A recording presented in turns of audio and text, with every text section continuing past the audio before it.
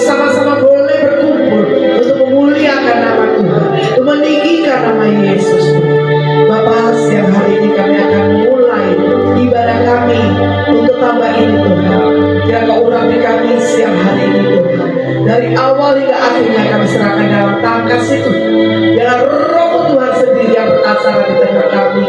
Terima kasih Bapak, kami bersyukur buat semuanya. Hanya di dalam nama Yesus kami bersyukur. Haleluya. Amin. Oke, baik, puji Tuhan. Sekali lagi shalom. Saya kita semua bangkit, kita sama-sama menaikkan pujian tiada berkesudahan. Kasih setia Tuhan dalam kehidupan kita. Amin. Amin.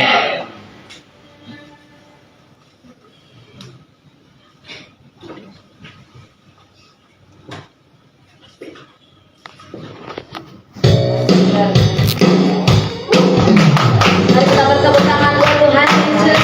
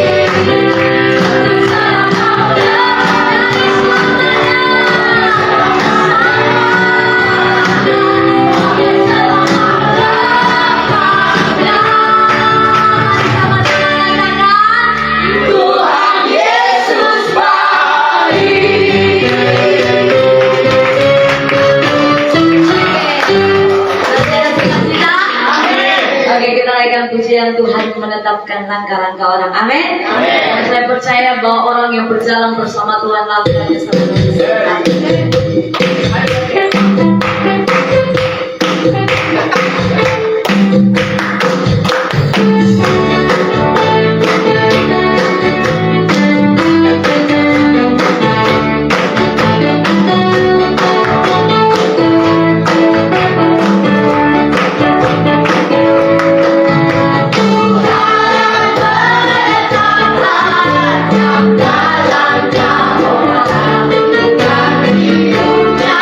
Dalam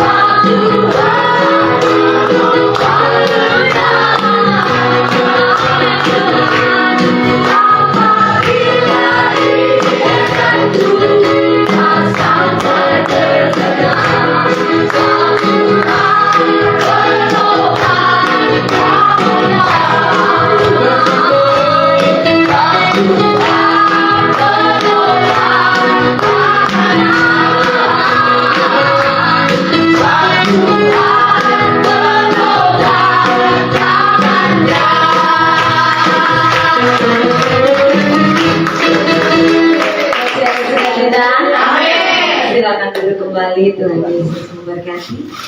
Kita siapkan hati kita untuk mendengarkan kebenaran firman Tuhan. Satu-satunya yang kuandalkan Tuhan Yesus. Terima kasih Bapak. Terima kasih Tuhan.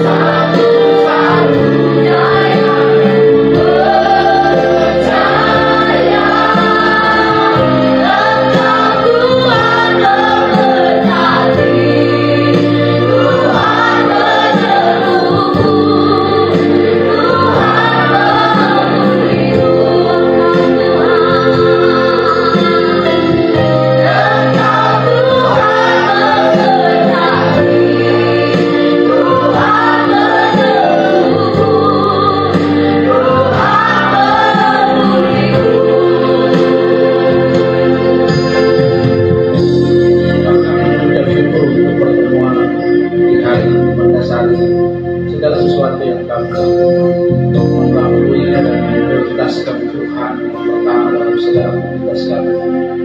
Terima kasih Tuhan untuk semua hal yang menjadi kekuatan bagi kami, sebab Tuhan berkata bahwa iman timbul dari pendengaran dan pendengaran dalam Tuhan Yesus yang Mesias mendengar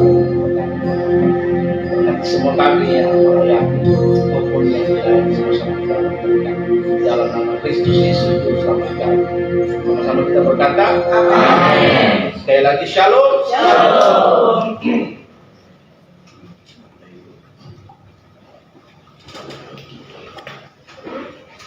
Pertama, terima kasih buat waktu dan kesempatan yang diberikan oleh Pak Mike dan tim. Saya juga bisa membantu berkat Tuhan. Saya tidak mengajar kita, tapi saya mau kita belajar sama-sama di siang hari ini. Baik Bapak Ibu, saya mulai dengan sebuah kesimpulan. Biasanya kalau hamba Tuhan itu dia khotbah, kesimpulannya terakhir. Tapi ini saya mau mengawali dengan kesimpulan, agak sedikit berbeda. Jadi Bapak Ibu, sebelum saya mulai dengan kesimpulan, kita buka sama-sama dari kitab Kolose pasal 3 ayat yang ke-23. Yang baca Alkitab, bawa Alkitab di HP, bisa membaca sama-sama dengan suara yang keras sebagai sebuah afirmasi bahwa ketika kita membaca, maka iman kita timbul dari perkataan-perkataan firman yang memberi hidup bagi kita. Sudah dapat kalau perkataannya dan kita baca bersama-sama. Kolose 3 ayat 23 sampai 24. Ya, sudah dapat? Kita baca bersama-sama. 3 ya.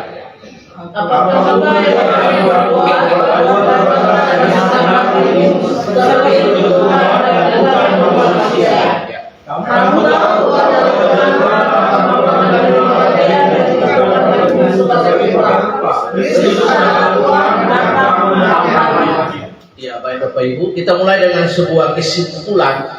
Lalu nanti kita jabarkan beberapa poin yang harus kita kerjakan supaya kita dapat kesimpulan di awal yang saya sampaikan bagi kita. Kesimpulan poin pertama adalah tempat ini atau tambah kudang di tempat ini yang pertama adalah berkat dari Tuhan yang memerlukan usaha yang rajin dan penuh dedikasi. Yang kedua, maka harus bekerja dengan segenap hati. Yang ketiga, menyerahkan rencana kepada Tuhan dan memberikan yang terbaik. Itu 3 kesimpulan dari sharing firman Tuhan yang akan saya bagi dalam poin-poin dalam 3 poin berikutnya. Maka hasil dari 3 kesimpulan itu adalah Tuhan memberkati pekerjaan di tempat ini. Hasilnya dapat menjadi kesaksian bagi banyak orang. Kata kunci yang ingin saya ngajak kita ucapkan ada 3. Yang pertama, bekerja dengan semangat. Katakan bekerja dengan semangat. Bekerja dengan semangat. Setia dengan tanggung jawab. Setia dengan tanggung jawab. Yang terakhir, ini adalah faktor X-nya, berharap kepada Tuhan. Berharap kepada Tuhan. Baik Bapak Ibu yang dikasihi oleh Tuhan Yesus. Di sini kita melihat untuk bisa realitas dari firman Tuhan dalam Kolose pasal yang ketiga 23 sampai 24 itu terjadi bagi kita, maka yang pertama adalah Tuhan memberkati kerja keras yang didasari oleh iman. Ya, saya minta Pak Andi boleh membaca Amsal 16 ayat yang ketiga. Poin yang pertama adalah Tuhan memberkati kerja keras yang didasari oleh iman. Amsal 16 ayat 3. Ya. Serahkanlah perbuatanmu kepada Tuhan, maka terlaksanalah segala rencanamu. Ya. Kemudian yang berikut di samping materi, Nona boleh membaca Yakobus 4 ayat 13 dan 15.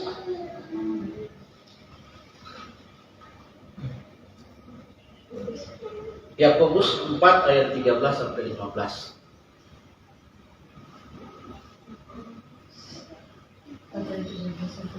Yakobus 4 ayat 13 15. Ya, boleh baca? 13-14 Firman Tuhan, jadi sekarang hai kamu yang berkata, hari ini atau besok kami berangkat ke kota Anu, dan di sana kami akan tinggal setahun dan berdagang serta mendapat untung. Sedang kamu tidak tahu apa yang akan terjadi besok. Apakah arti hidupmu? hidupmu itu sama seperti uap yang sebentar saja kelihatan lalunya. Ya, baik Bapak Ibu, poin pertama dari realitas Kolose 3 ayat 23 dan 24 adalah Tuhan memberkati kerja keras yang didasari oleh iman. Karena itu mendasari semua kegiatan di tempat ini, di perusahaan, di tempat ini Pak Mike telah memulai dengan sebuah fondasi yang luar biasa, yaitu menempatkan Tuhan, memprioritaskan oleh Tuhan dalam ibadah-ibadah yang diselenggarakan di tempat ini untuk proses-proses penaburan dan lain sebagainya. Jadi Bapak Ibu yang dikasihi oleh Tuhan, ketekunan di dalam bekerja adalah bagian dari iman kita. Ya, kali-kali kan orang karismatik ini paling sering kan, saya juga orang karismatik, tentang proses karismatik sering kali bilang semuanya karena Tuhan, tapi dia mengabaikan proses kerja, proses ketekunan, proses tanggung jawab yang harus dikerjakan oleh kita. Karena itu perhatikan dengan baik. Tuhan memberkati kerja keras kita yang didasari oleh iman. When God was create heaven and earth, Dia menciptakan all the facilities in the Garden of Eden. Dia menciptakan segala sesuatu. Ada kalimat yang paling penting, Dia memberikan usahakanlah. Oke, usahakanlah. Di situ artinya bekerja, Adam dan Hawa bekerja untuk mengelola tanah itu dengan baik. Kesimpulan pertama tadi yang saya baca bagi kita adalah bahwa tempat ini adalah berkat yang Tuhan sediakan. Karena itu berkat tidak langsung turun dari surga, atau Tuhan tidak langsung turun dari surga ke tempat ini dan memberkati setiap udang-udang yang ada di semangat. Tapi butuh saudara punya skill, punya tanggung jawab, punya ketekunan, environment di tempat ini untuk bisa melihat udang, pH-nya dan lain sebagainya. Jadi ketekunan di dalam bekerja adalah wujud dari iman kita. Tetapi kemudian melibatkan Tuhan dalam setiap usaha, mempercayai bahwa Dia memberikan pertumbuhan, cuaca dan hasil panen yang melimpah. Itu adalah tanggung jawab Tuhan. Tetapi tanggung jawab kita bekerja. Tuhan memberkati kerja keras yang diberikan kepada kita. Jadi ketika kita membaca realitas Kolose 3 ayat 23 dan 24, yaitu bahwa bekerjalah seperti untuk Tuhan, bukan untuk manusia. Jadi begini Bapak Ibu Saudara yang dikasihi, Tuhan tidak membedakan antara yang melayani di gereja jadi pendeta dan yang melayani di sini di tambak. Yang membuat perbedaan antara keduanya adalah holiness, kekudusan. Sekarang orang-orang yang di tambak sini dia bekerja di tempat ini tapi dia takut Tuhan, lalu dia menjaga hidupnya kudus benar di hadapan Tuhan, maka dia disebut dia melayani Tuhan. Tetapi kemudian ada orang di gereja, hamba Tuhan, pendeta, tapi yang perilakunya durno, porno, dan lain sebagainya, hamba Tuhan kaleng-kaleng, nah itulah dia tidak melayani Tuhan dengan baik dan benar. Bapak Ibu, yang membuat perbedaan cuma holiness, kudus dan tidak kudus. Jadi bukan berarti pelayanan di gereja lebih penting atau pelayanan di tambak juga lebih penting, tidak. Semua pekerjaan punya esensi yang sama. Tetapi yang membuat pekerjaan itu berbeda adalah orang itu hidup dalam takut akan Tuhan atau tidak takut akan Tuhan. Ini yang membuat penting. Karena Tuhan memberkati kerja keras yang didasari oleh iman. Bapak Ibu, pemilik BCA itu, Lim Sio King itu dia nggak takut Tuhan. Tapi dia bekerja dengan prinsip manajerial yang luar biasa. Dia belajar manajemen, dia menata dengan baik. Dia tidak takut Tuhan. And this is very rich. Dia sangat kaya. Apa ini?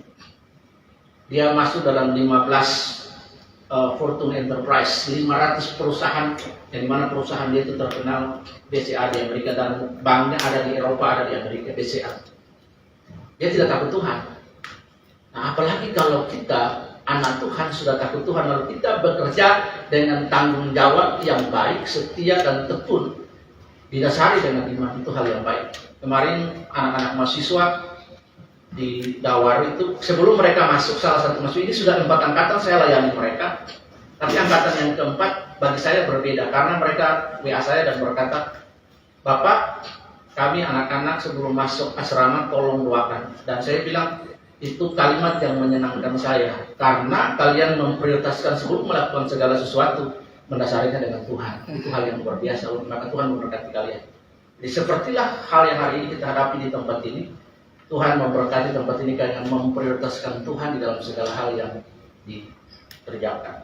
Jadi realitas Kolose 3 ayat 23 sampai 24 itu bisa terjadi dalam hidup kita kalau kita mengaplikasikan juga Amsal 16 ayat 3 tadi. Yakobus 4 ayat 13. Semua boleh punya rencana, make a plan.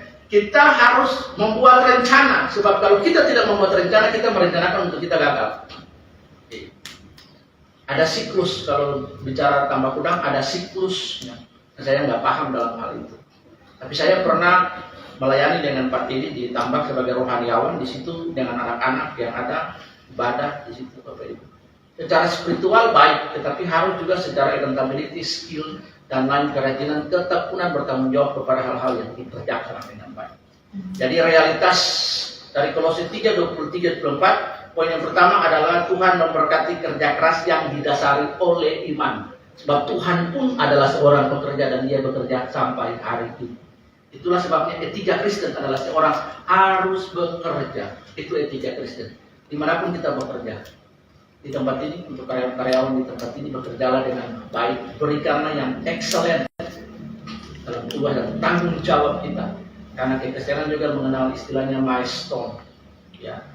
Berikan extra mile, bekerjalah dengan baik. Supaya realitas Kolose 3 ayat 23 itu terjadi.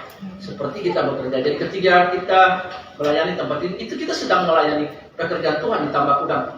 Itu ibadah, Bapak Ibu. Jadi ibadah itu avoda. Ekspresi dari ibadah adalah kita bekerja.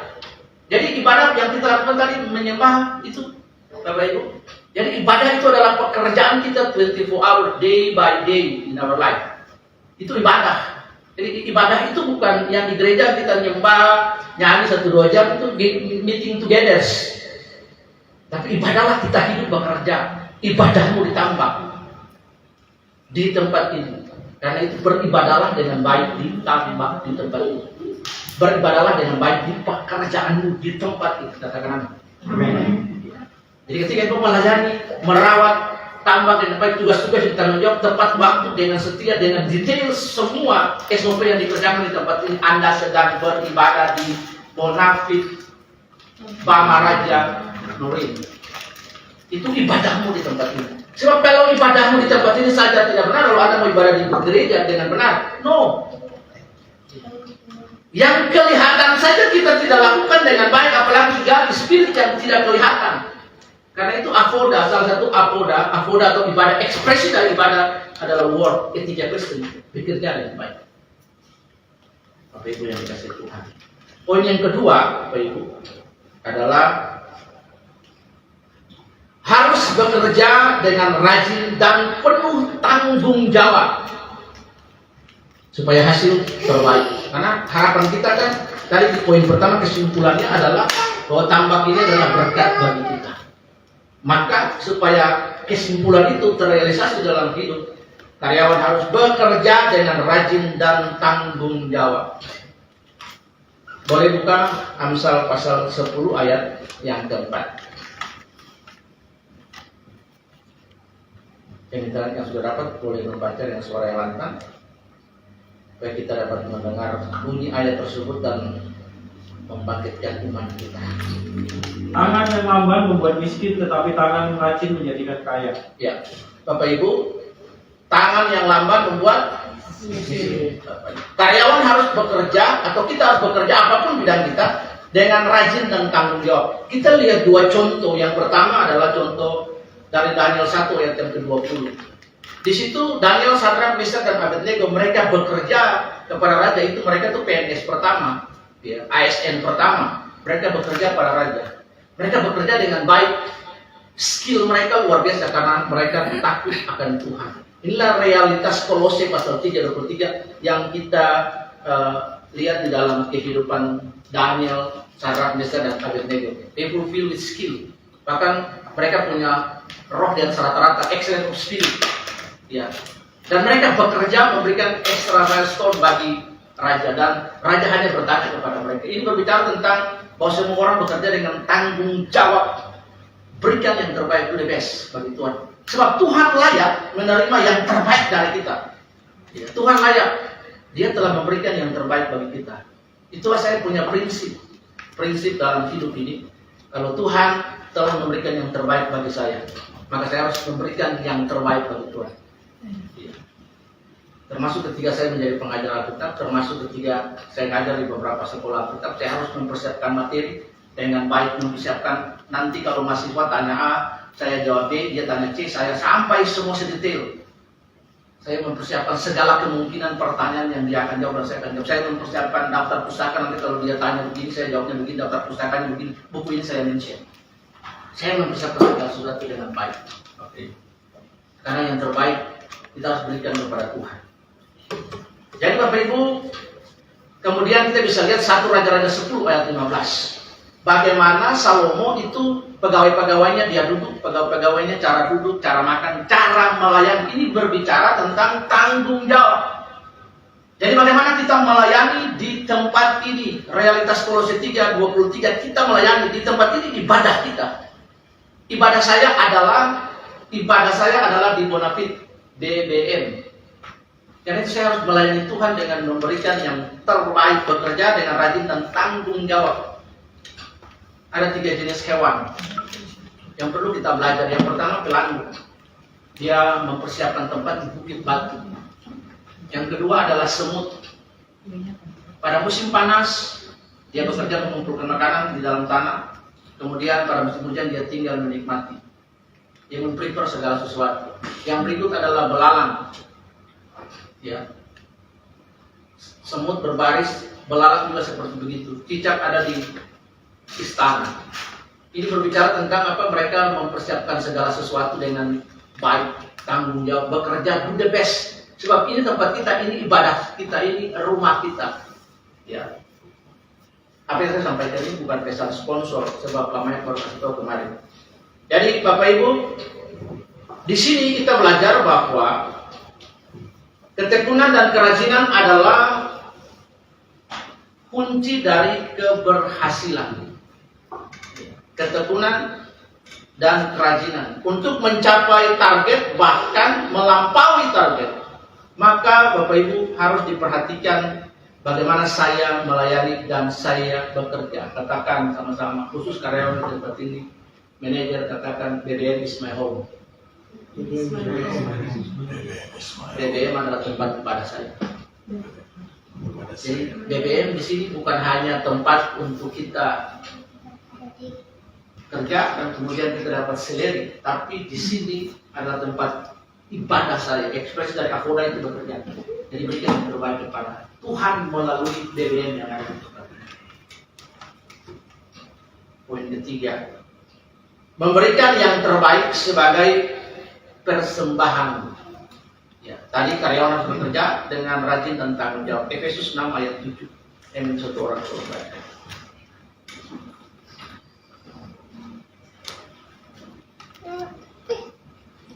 Firman Tuhan, dan dengan rela dan yang dengan rela menjalankan pelayanannya seperti orang-orang yang melayani Tuhan dan bukan manusia.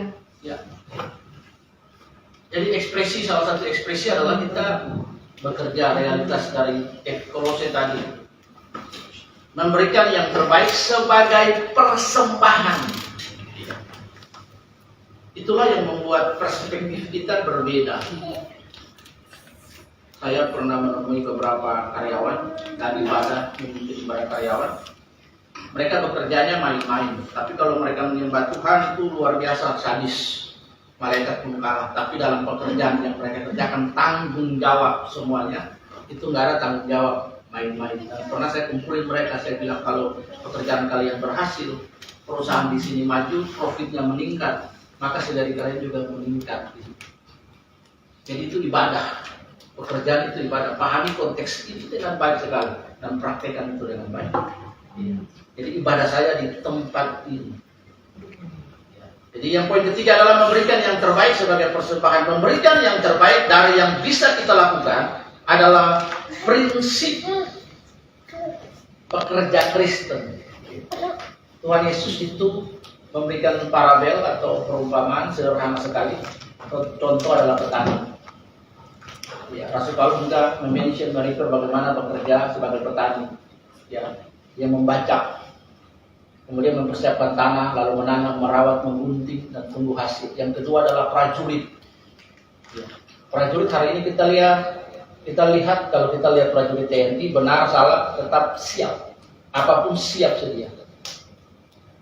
Jadi harus perhatikan dengan baik. Tanah di mana engkau berdiri di BBM ini adalah tanah yang sudah Tuhan berikan. Bukan tanah maksud dalam konteks kita harus rebut ya, tapi the ground that you stand, hari ini tanah di mana engkau berdiri yang akan menghasilkan adalah perusahaan di tempat ini. Jadi bekerjalah dengan memberikan yang terbaik bagi Tuhan. Sebab Tuhan pantas mendapatkan yang terbaik dari setiap hal yang teman-teman berikan di menafik di tempat ini. Do the best and the rest God. Berikan yang terbaik, nanti Tuhan sampaikan. Faktor X itu yang penting Tuhan, ya. Tetapi tanpa kita bekerja, tanpa setia, tanpa accountability, tanpa tanggung jawab, maka semuanya akan tidak akan bisa terrealisasi dengan baik. Jadi Bapak Ibu, Kolose 3:23 berkata bahwa bekerjalah seperti untuk Tuhan dan bukan untuk manusia. Jadi di tempat ini adalah ibadah. Ya. Berikan yang terbaik kepada Tuhan yang bisa kita berikan kepada Tuhan. Mari kita bangkit berdiri dan kemudian kita akan doa. Kita menyembah Tuhan bersama. Kemudian kita akan berdoa. I confess.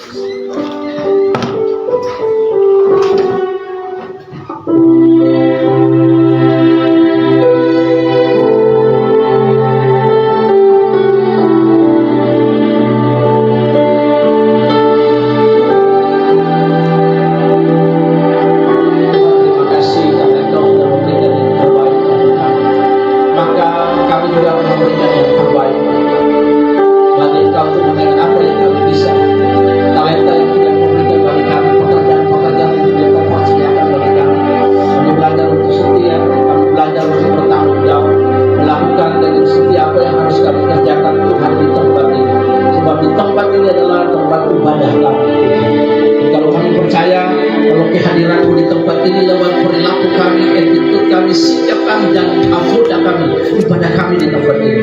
Maka ketika Engkau hadir, maka Engkau berkati bagi kami.